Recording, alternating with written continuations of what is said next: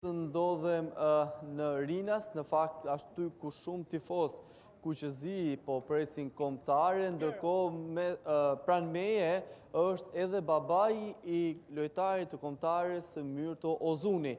Në fakt ka bërë një performancë të shkëlqyer ku nga sulmi në mbrojtje ka dhënë një kontribut të vyer kombëtares për këtë fitore dinjitoze ndaj Serbisë.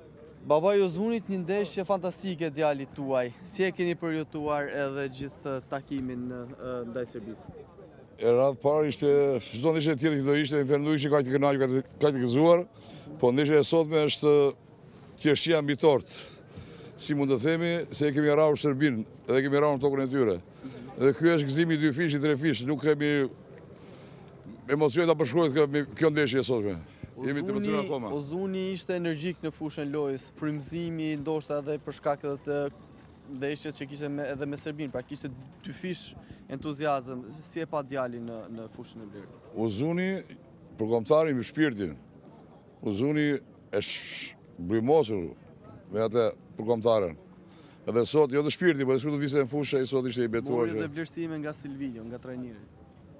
Ndoshta, po ato janë punë e trajnerit, lojtarëve dhe ne nuk kemi tek ato punë e tyre. Kur keni folur me djalin tuaj? Si para 20 minutash folëm dhe ishte gëzimi pa përshkruar.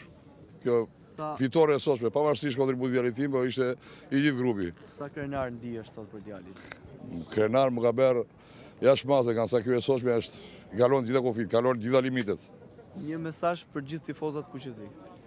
Shqipëria kampion dha, të marrin pjesë në botror që kemi ndërruar, po plakemi edhe duam ta shikojmë një Shqipëri botror.